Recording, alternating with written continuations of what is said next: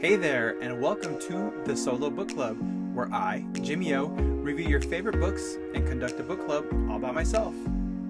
Let's get started with our next book.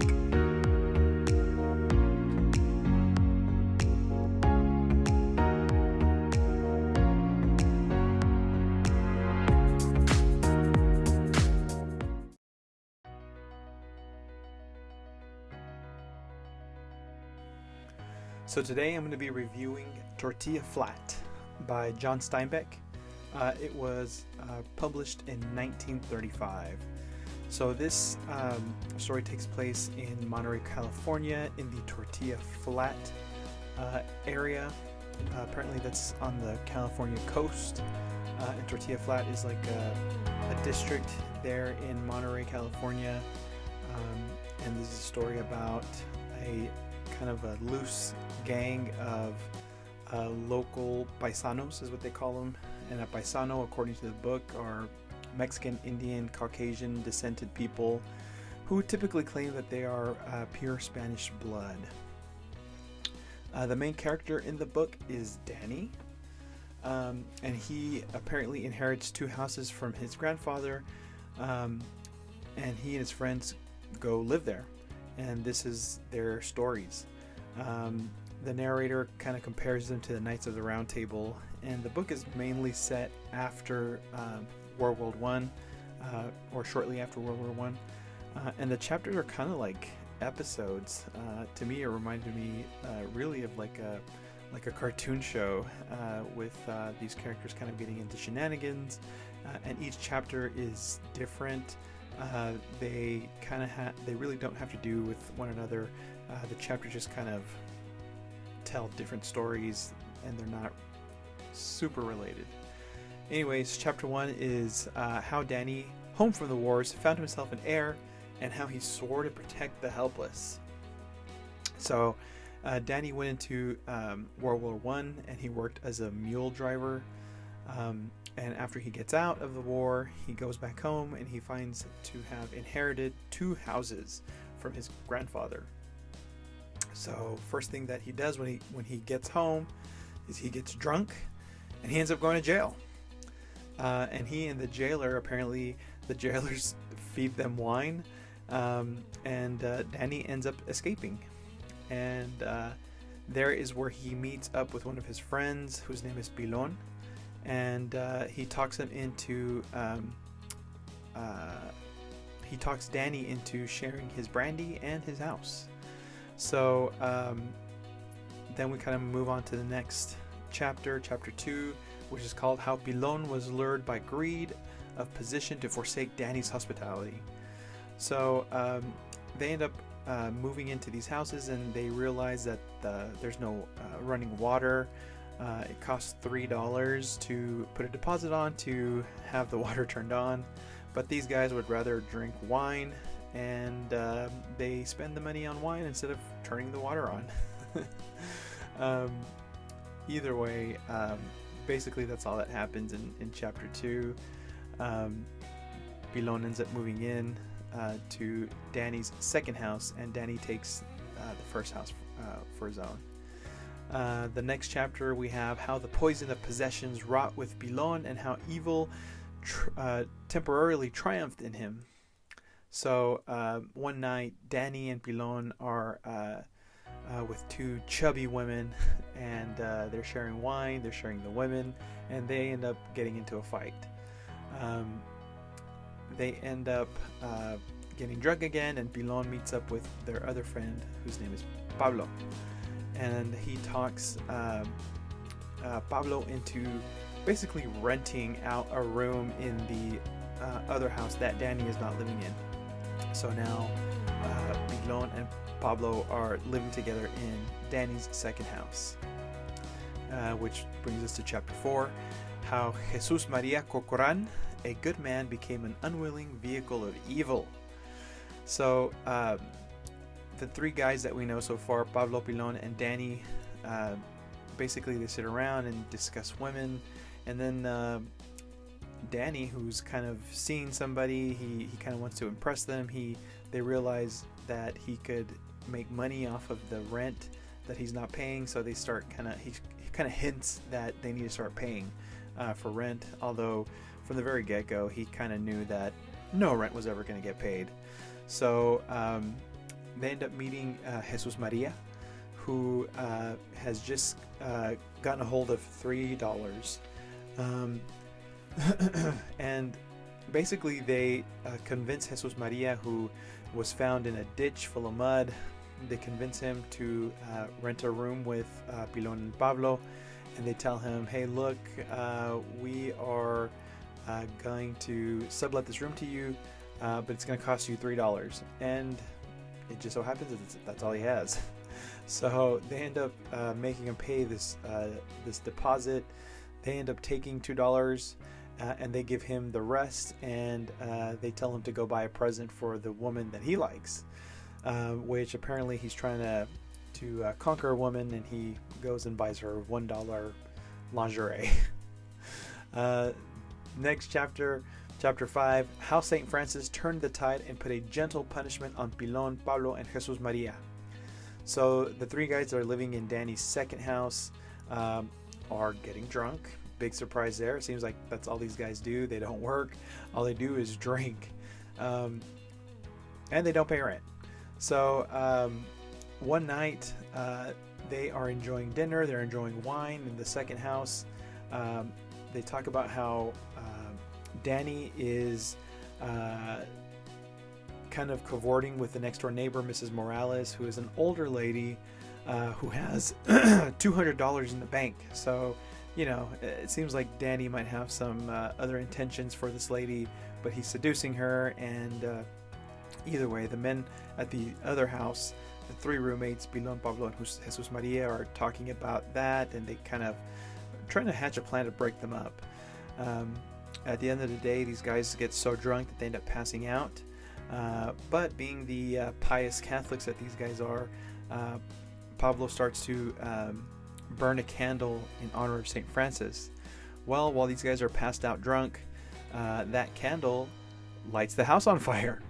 And next thing you know, the house is destroyed. They run over to Danny and let him know that the house is on fire, who doesn't seem to really care. And we move on to the next chapter. It's called How Three Sinful Men Through Contrition Attained Peace. How Danny's Friends Swore Comradeship.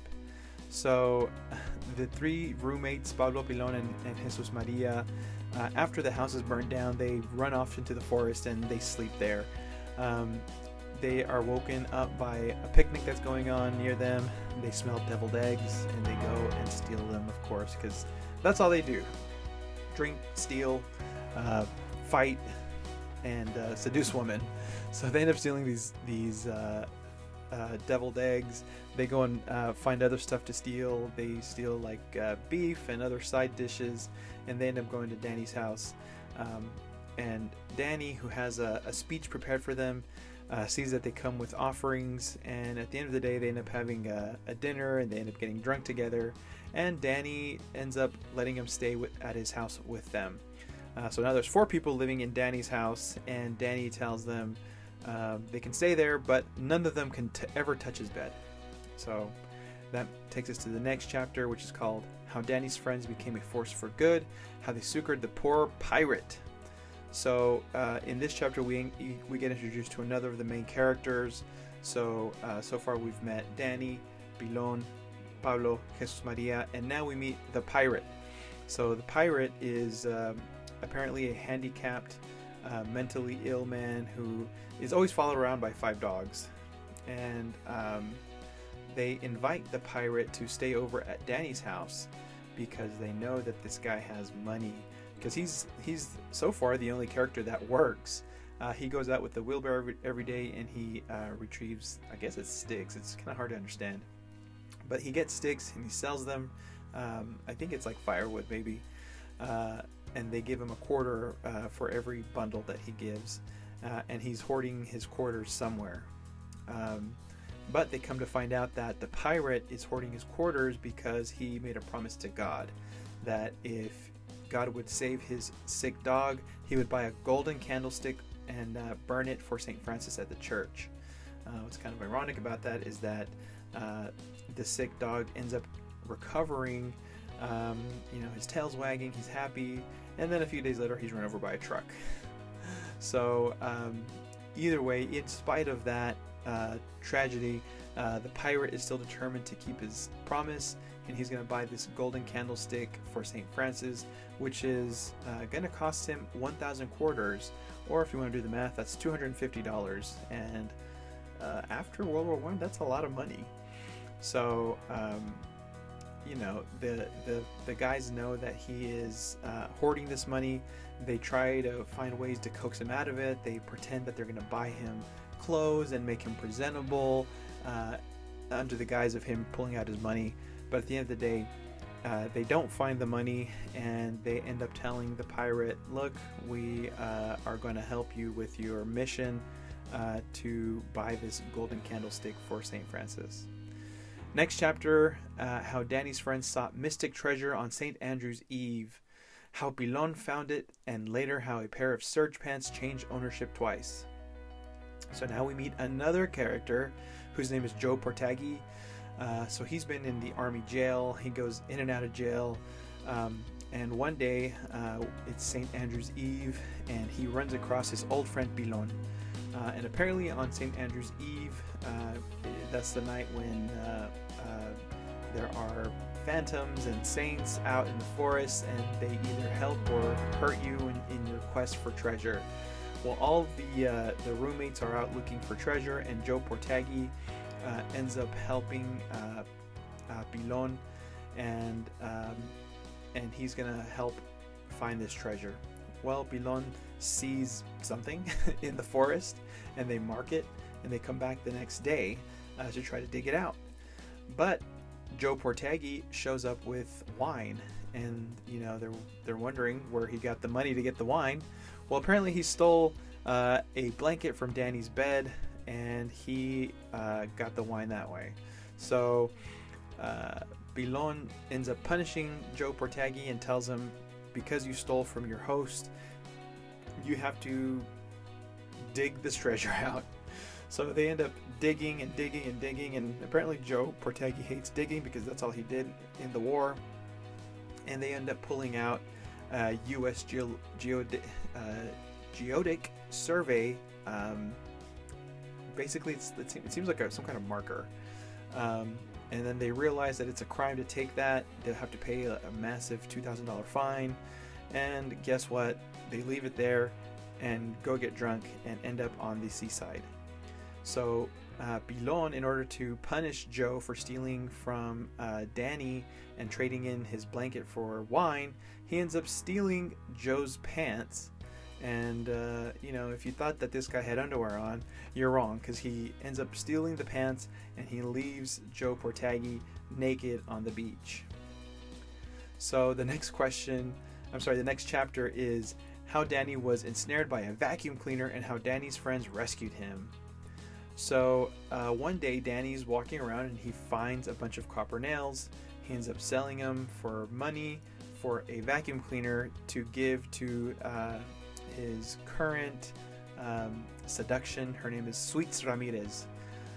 So he buys this woman this vacuum cleaner, and apparently she has no electricity, and this vacuum cleaner is not going to work for her. But it brings up her social position in the neighborhood because she has this vacuum cleaner. No one knows that it doesn't work, except for her apparently. And she pretends to vacuum with it, so she's pushing around the vacuum cleaner, making the humming sound. And she ends up really liking Danny for this because it does improve her position.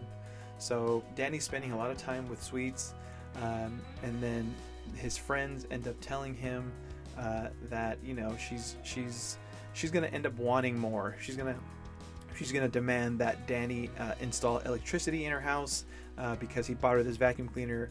Danny starts to see that this might not be the best for him, so the other roommates come up with a plot to steal the vacuum, and they end up selling it to the shopkeeper for wine. And at the end of the day, the shopkeeper turns out that this vacuum cleaner has no motor. Even though, nobody knew that, because, they assumed that this lady was using it, but she wasn't. She was just pretending. It has no motor. And that moves us to the next chapter. How the friends solaced a corporal and return received a lesson in paternal ethics. So Jesus Maria, he's apparently the bleeding heart of the group. He befriends a young man, and this young man has a baby with him. So apparently this baby is sick, and the young man, who is a corporal in the Mexican army, tells them how a captain stole his wife, and he took the baby and ran away to California. Next thing you know, this sick baby just suddenly dies. And that's basically the end. It's kind of a tragic chapter. Next chapter, 11, how under the most adverse circumstances love came to Big Joe Portaghi. So Big Joe Portaghi, who is described as being black, I don't think he's African American. Maybe he's just like a dark-skinned paisano. Either way, during this chapter, he's out in town, and it starts raining really hard, and he runs into this woman's house. Her name is Tia Ignacia. Apparently she's an older, unattractive woman. Well, apparently Tia Ignacia is trying to seduce this man, so she lets him stay, and she gives him wine, and next thing you know, Joe Portaghi is getting a little drunker and a little drunker, and she starts getting mad because he's not taking advantage of her, and that's what she wants. So after he doesn't take advantage of her, he ends up falling asleep, which apparently is very easy for him to do when he's not doing anything. So he ends up passed out, and next thing you know, this woman is attacking him, and he's like, "Why are you attacking me?" And next thing you know, they're outside in the rain. She's attacking him, and that somehow turned on Big Joe Portaghi, and they end up making out and making love in the middle of the road. And a policeman comes by, he sees them in the rain and the mud, he just ignores them and keeps on going. Which takes us to the next chapter, how Danny's friends assisted the pirate to keep a vow, and has a reward for merit. The pirate's dogs saw a holy vision. So the pirate ends up trusting the guys. He tells Danny he wants Danny to take care of his bag of quarters, and then Danny hides it under his pillow, which no one's allowed to be in his room or go on his bed, so he thinks it's safe there. But Big Joe Portaghi, he ends up stealing the bag of quarters, and the guys find out, the roommates. The pirate is crying, he's sad, and the friends end up beating Joe Portaghi to a pulp. But then they realize that Joe ends up hiding the money in the front yard. So they find the money, and they realize that the bag is so full that the pirate can actually afford his golden candle to light for St. Francis. So they end up asking the local priest, to buy the candle for him, and he puts it in the church, and they end up saying a mass in the pirate's honor. The pirate wants to go to church, so the friends all pitch in and give him their best clothes, even though all of it sounds like it's really beat up. They give him their best clothes, and the pirate goes to church. He sees that the candle is there, and they give the mass in his honor. But they tell the pirate he cannot take his dogs to the church because it would be sacrilegious. At the end of the day, these dogs are just so devoted to the pirate. They run and find him at the church, and they interrupt the mass, and the pirate is mortified. But the priest ends up telling him, look, it's okay. St. Francis loved animals. He tells him all about how St. Francis used to preach to the animals. And at the end of the day, the pirate finishes the mass. He tells the dogs to stay outside. They do. And then he takes them into the forest and preaches to them just like St. Francis did. Suddenly they hear something, the dogs all look around, and the pirate just assumes that it was some kind of religious vision, and the dogs saw maybe St. Francis. Next chapter, how Danny's friends threw themselves to the aid of a distressed lady. So there's this lady, her name is Teresina. She lives in Tortilla Flat. Teresina has 9 children. And apparently they all live off of tortillas and beans.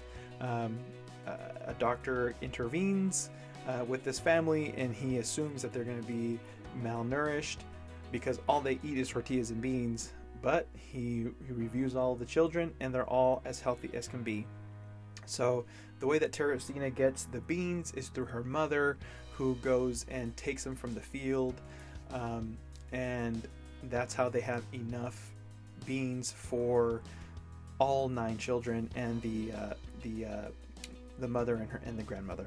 So one year, the bean crop is ruined, and basically these people are all going to starve: the mother, the grandmother, and the 9 children. Well, Danny and his crew of roommates end up intervening. They end up stealing food from all over the city, and they give it to Teresina. Well, it's crazy because all this food that they steal, which, flour, corn, fish, meat, all of it makes the children sick, and all they can eat are beans. And she tells them to stop stealing food for them. But one night, under the cover of darkness, 4 giant bags of beans end up at their house. Danny and his friends end up stealing those beans and giving it to them without telling them. But the ladies end up believing that it was the result of a miracle. Next chapter of the which is chapter 14 of The Good Life at Danny's House, a gift pig of the pain.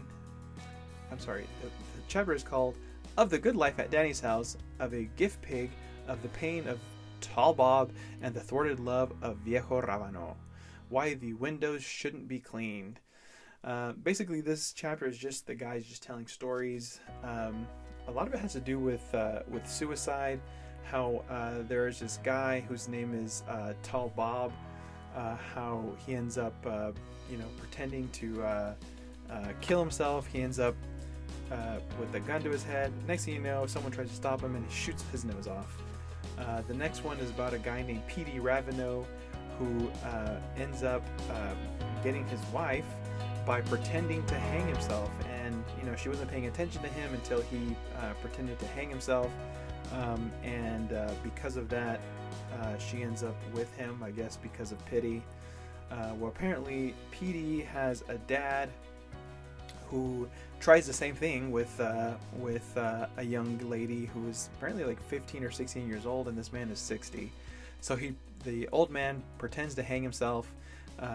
He starts to hang himself, and he knows that his coworkers are coming in, and they'll find him, and he'll end up telling his 15-year-old girlfriend or 15-year-old love interest that he tried to kill himself for her and that she should be with him, just like his son did with his wife. Well, didn't work out. He ends up pretending to hang himself and starts to hang himself, and his coworkers are walking in. The door shuts on accident, and he ends up dead. Sad story. Next chapter, how Danny brooded and became mad. So now we end up in this next chapter, and Danny ends up moving into the forest like he used to live before. Basically, his life has become monotonous, and his friends can't find him. He ends up moving into the forest and doing all kinds of shenanigans. He ends up stealing from people, getting into fights, getting really drunk, and at one point he sells the house that him and all his roommates live in to Torelli, the shopkeeper, for $25. Torelli goes to that house to kick the men out with the bill of sale in his hand. Well, the men don't take it lying down. They end up snatching that bill of sale away from Torelli, who hasn't recorded it with the county, and basically he paid $25 to Danny for a piece of paper that is now burned to ashes by Danny's friends. Next chapter, of the sadness of Danny, how through sacrifice Danny's friends gave a party, how Danny was translated. So apparently Danny is in a deep depression, and his friends try to think of how they can make him feel better. So they end up telling themselves that they're going to throw a party for him, and they're going to earn money by cutting squid all day, and basically everybody in the town finds out that they're going to throw Danny this big party. So they end up all gathering together. They find food, they find wine, they find music, decorations, and the entire district of Tortilla Flat ends up at a party at Danny's house. Apparently it's the party of the century, and nobody can stop talking about it. People are making love, people are fighting, people are drinking, people are laughing and crying. There's children, there's adults. It's just a big hoopla. Well, Danny is nowhere to be found. The friends end up taking him to the party after they find him at the pier. Basically, he's just at the pier. It looks like he's about to kill himself. He's about to jump off the pier into the water. But they find him and they tell him that they threw him a party. And all of a sudden, he goes from being sad to saying, all right, let's go party. So they end up going to the party. And of course, one of the main things that Danny likes to do is drink and fight. So he ends up wielding this giant table leg, and he is swinging it around, trying to fight everybody. Next thing you know, he leaves the party, and there's a 40-foot gulch that he falls into, and he dies. The last chapter, how Danny's sorrowing friends defied the conventions, how the talismanic bond was burned, how each friend departed alone. So now at this point, Danny is dead. Since he was in the Great War, he is entitled to a military funeral. But these guys, none of them have enough clothes to be seen decently at a funeral, and since the entire town was at his party, they all want to go to his funeral too. The guys don't want to be seen as shabbily dressed friends, so they end up watching the funeral from far away. After the funeral, they end up stealing some wine from Torelli, and they go to Danny's house. They're singing, they're retelling stories of Danny's past, what Danny liked, what Danny was like. Next thing you know, they start smoking cigars, and of course a small fire breaks out into the house. The men see the fire starting, but they don't do anything to stop it, and the house that Danny owned ends up burning to a crisp, and the men end up leaving the house and walking away all in separate directions, leaving the house to burn. And this is where the story ends.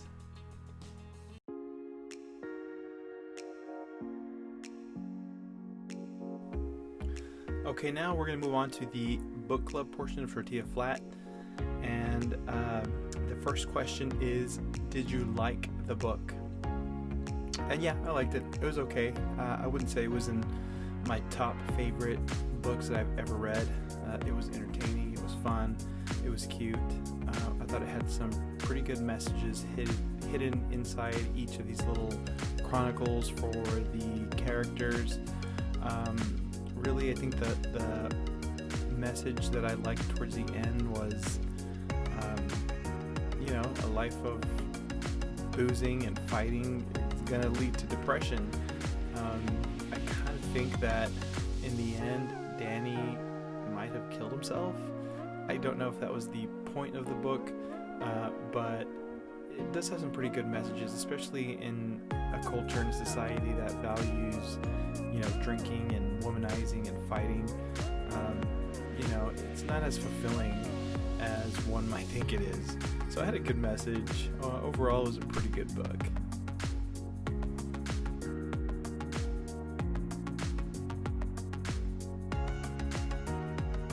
Alright, moving on to our next question, which is, do you think this book would have been different had it played out in a different era? Since this book took place after World War I, so in the late 1910s, early 1920s era, no, I think it would have been the same book, because I feel like the characters are pretty much the same people that you see nowadays. I mean, now you still see people that are really the same, except they do it with iPhones in their hand.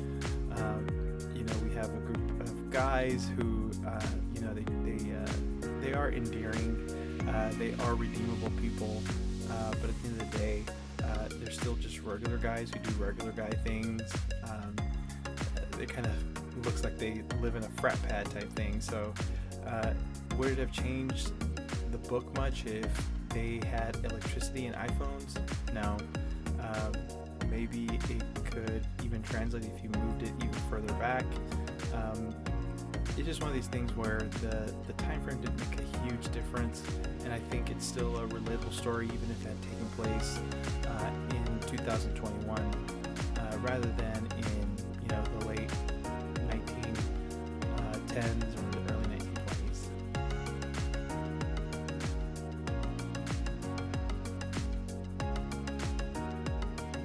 All right, now moving on to the next question. What was your favorite theme in this book? To me, the theme that kind of ran throughout the book was the theme of minimalism. How these guys don't work, they don't have things, they don't have many people in their lives. It's just their small crew of people. They don't have money. They really don't need much. I mean, these guys seem pretty happy just living in this house and doing their shenanigans. At one point it seems like Danny, the main character, was happier when he was homeless, moving from barn to barn when it was cold, than when he was living in a house. So this minimalistic theme that ran through it is kind of what made them endearing.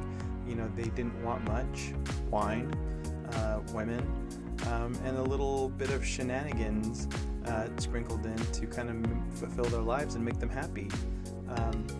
That's something I think that we can kind of bring into our current culture, unrealistically, but most of us probably wouldn't be able to live minimalistically like these guys did. We want things, we have things, and unlike them, we're unhappy when we don't have stuff. So I think that's probably one of the themes that I like. Do I think it's a realistic theme that I could live with? No.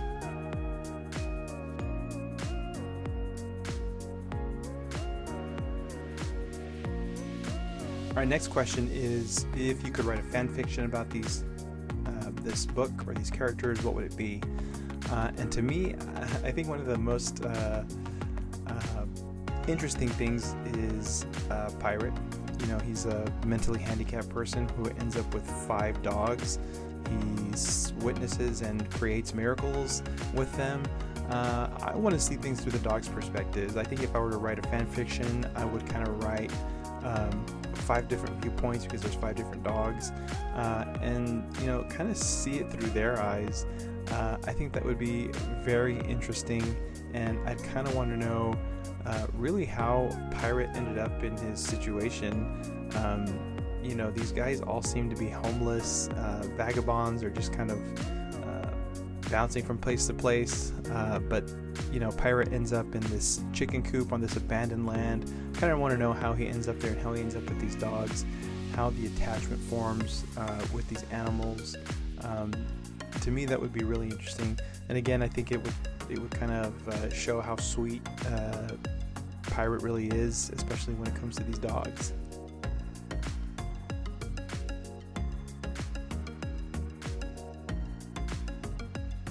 All right, next question.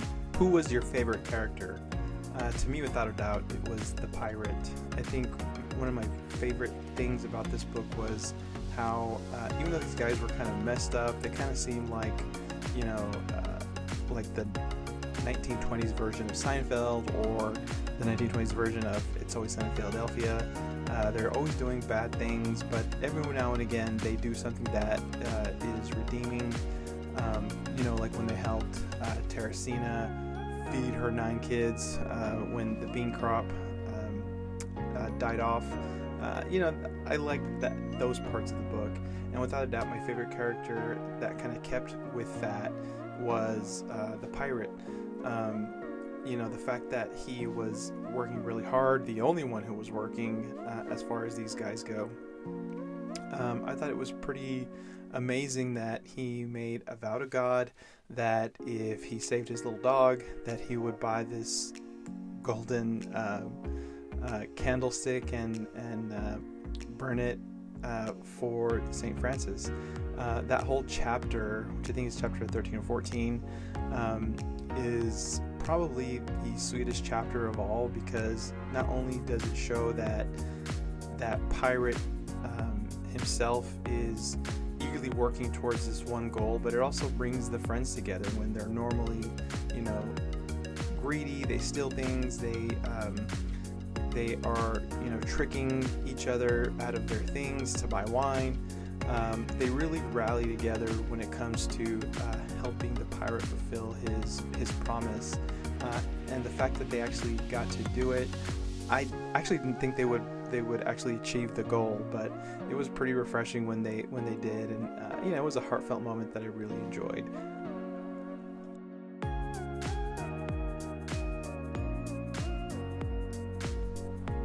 Next question is, what would you have asked the author about this book if you could ask him any question about it?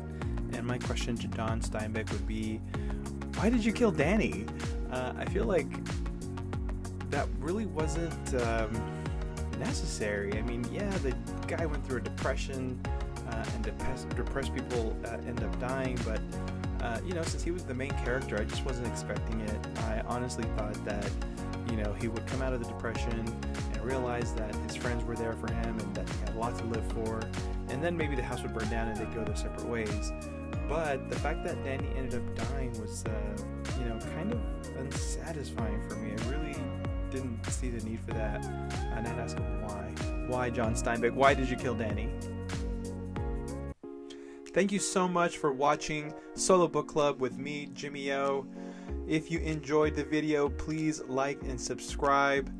As always, you're welcome to engage in the comment area. Let me know what you thought of the review. Let me know of any future books you want me to review on Solo Book Club with me, Jimmy O. And give me answers to the questions for the book club. I want to hear from you. As always, thank you to Ben Sound for the music. Mr. Sound, you're the best. And again, thank you for watching Solo Book Club with me, Jimmy O.